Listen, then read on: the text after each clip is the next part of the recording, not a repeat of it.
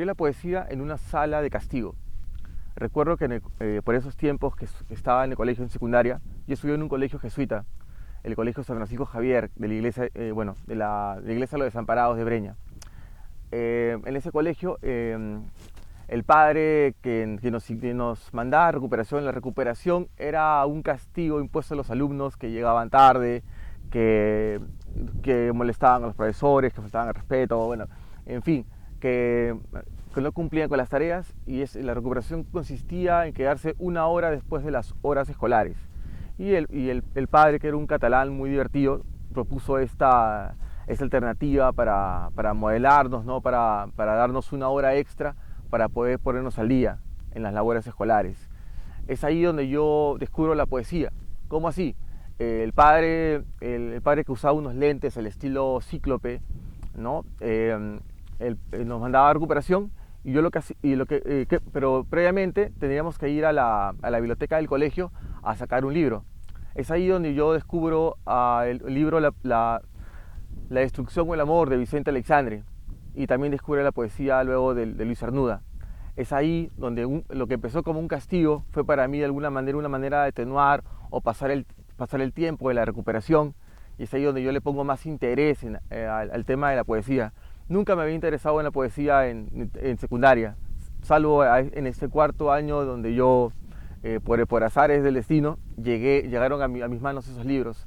No solamente llegó la poesía a mis manos, sino también le tenía más interés yo a la historia del Perú, a través de los tomos de la historia general del Perú de Jorge Basadre. Es ahí donde yo comienzo en estos caminos de la poesía, usando un castigo como una manera para salir de este momento incómodo, ¿no? Una canica fantasmagórica rebota sonámbula desde el más allá. Silbidos, terrores nocturnos y el chocar de vasos son la música melosa del verano. Gritas tu alegría al mundo para sentirte más alegre. Una botella se rompe en nombre del amor. Se lanzan jugosas injurias que rompen la hermandad de las bancas. Nunca sabrás quién deja caer quiñada a la luna lechera, ganada pulso a las pesadillas. La noche y su cinta gastadísima oyes su máquina herrumbrosa al cambiar de renglón. Justo cuando los postes cabecean, ese sería el momento perfecto para escribir, y se nos escapará seguramente por un silbido, por gritar tu alegría al mundo para sentirte más alegre. Dictadura de las canicas ludópatas y el sol cafeinómano. La vida te saca patadas de la cama, saca sonapan, como en tiempos escolares. No recuerdo haber escrito ningún poema durante mis años escolares, para nada. Lo que sí intenté por el cuento. Recuerdo que mis cuentos eran malísimos, por tanto así que mi profesora de lenguaje y literatura en esos años, que era una profesora joven de la Católica, me dijo que mi futuro era negado para la literatura. Felizmente ella se equivocó. Más adelante yo ingreso a San Marcos, a la Escuela de Derecho, pero con intenciones de conocer el taller de poesía de San Marcos, cosa que logré hacer. Y en ese frecuentar del taller de poesía de San Marcos, en esas primeras, digamos, acercamientos a la tradición poética peruana, y sobre todo al conocer a mis compañeros de carpeta, que son otros poetas que de alguna manera formaron o no me acompañaron en este devenir de esos años, bueno, fue que yo logro comenzar mi camino en la poesía. A partir de conocer a tres poetas en ese momento que para mí fueron determinantes, ¿no? Que fueron también los fundadores del taller de poesía, Marco Martos, Celebrano Pérez y Pablo Guevara, que yo logro de ellos tomar alguna que otra lectura y alguno que otro consejo. Recuerdo haber entrado a las clases de Pablo Guevara, su clásico taller de guiones literarios en las aulas de letras. Y lo genial de San Marcos siempre ha sido que existe la cátedra libre, ¿no? Al ser un alumno libre, yo podía hacer podía entrar a las aulas, al curso que yo deseara, ¿no? Como el taller de poesía o el taller de guión, y ahí fue donde de alguna manera pude templar, digamos, mis primeros poemas. Mi primer poema salió publicado en la revista Taller de Poesía, uno de mis primeros poemas. y lo más, bueno, los recuerdo con una tierra vergüenza, como todo poeta, me imagino que tiene sus primeros poemas malísimos, y claro, es ahí donde yo de alguna manera comencé con la poesía, ¿no? En el taller de poesía de San Marcos, en el patio de letras, en los bares cercanos a la universidad, ¿no? En las tertulias con mis compañeros, es ahí donde uno se forma, es ahí donde uno empieza a mostrar sus primeros poemas, es ahí donde uno se convierte en una manada, ¿no? Es ahí donde uno empieza en la poesía.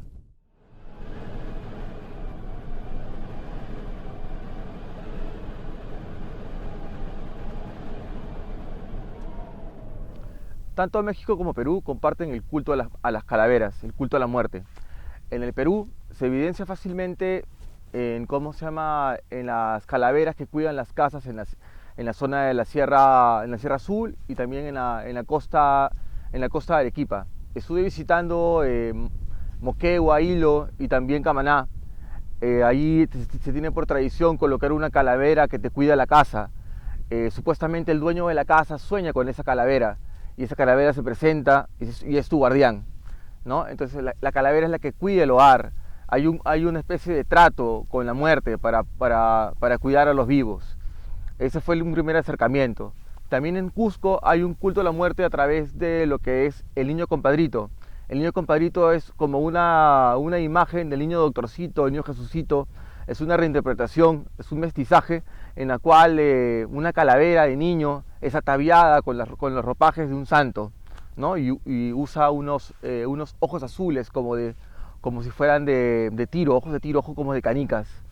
Esta búsqueda, ¿no? Por el tema de la muerte, el tema de la Santa Muerte me llevó a México en el año 2010, por lo cual tuve la oportunidad de obtener la beca a la movilidad artística del Centro Cultural España en Lima. Es por eso el motivo de mi viaje a México. Es ahí donde empiezo este viaje y veo la otra parte del culto de las calaveras, que es la Santa Muerte, que es la Catrina que es, es un personaje burlesque en la cual se burla de los políticos, se burla digamos, de la oligarquía. Es como que la podredumbre digamos, de la alta oligarquía, ¿no? Es por eso el tema de la calavera en mi poesía. Digamos que esta primera indagación, esta búsqueda, se me hizo, esta búsqueda la continué a la par que la búsqueda de los detectives salvajes. Estuve yendo a Tijuana y anduve por algunos lugares que se mencionan en ese libro de Roberto Bolaño. Te veo en mis pesadillas y en las gargantillas, la muerte tiene ojos verdes, te vi tras el ojo de pez, con tu bronceado fluorescente, y no eras ni agiotista ni policía, y te enviaron desde lejos, señor Cobranza, fantasma prepago, golem delivery, y reventarás mi puerta a medianoche, porque eres el Malverde, y yo bajo las sábanas temblaré, y tú bajo tierra, enverdeciendo tus ojazos y mis bolsillos, pero tienes visa de turista, y colgarás tus botas en los cables eléctricos, y dejarás orines en mi casa, un olor a pólvora que atraerá a rateros y sicarios. Sin embargo, esa noche también reiré como Houdini, como al final de una mala película de terror. Yo creo que nunca hubo una generación del 2000.